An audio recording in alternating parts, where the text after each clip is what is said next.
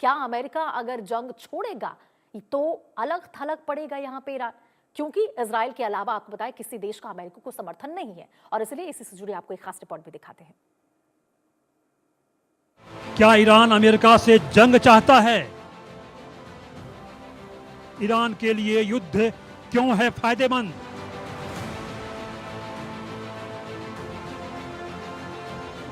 अमेरिकी राष्ट्रपति और उनकी सरकार हर दिन ईरान को लेकर जंग की बात करती रहती है।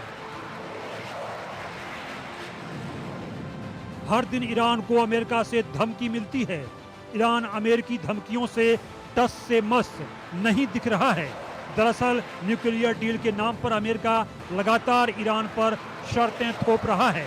ईरान सिर्फ परमाणु हथियार नहीं बनाने के अलावा किसी भी शर्त को नहीं मानना चाहता है। ईरान की कोशिश जंग को शुरू कर उसे आगे खींचने की है, जिससे उसका सिक्का मिडिल ईस्ट में चल जाए। इधर तेहरान को घेरने के लिए अमेरिका ने अपनी ताकत झोंक दी है। ईरान की कोशिश समझौता से ज्यादा जंग लड़ने की है, ताकि भविष्य में मिडिल ईस्ट में उसका सिक्का चल सके। ईरान मिडिल ईस्ट का एकमात्र देश है जिसे अमेरिका अपना धुर विरोधी मानता है। यहाँ के इस्लामिक गणराज्य की सरकार को उखाड़ फेंकने के लिए अमेरिका ने कई बार कोशिश की है। इस बात को समझने की जरूरत है कि ईरान के लिए समझौते से ज्यादा जंग फायदेमंद क्यों है। दरअसल ईरान से लड़ाई में अमेरिका अलग थलग पड़ा दिखा है। इजराइल को छोड़कर किसी देश का समर्थन नहीं मिला है। तुर्की और सऊदी अरब ने जंग का विरोध किया है। ये अपना बेश अमेरिका को देने को तैयार नहीं है। जंग होने पर ईरान की इन देशों पर हमले की धमकी है।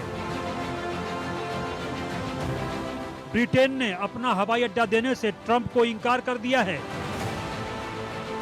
ब्रिटेन का कहना है कि अभी वो जंग लड़ने की स्थिति में नहीं है।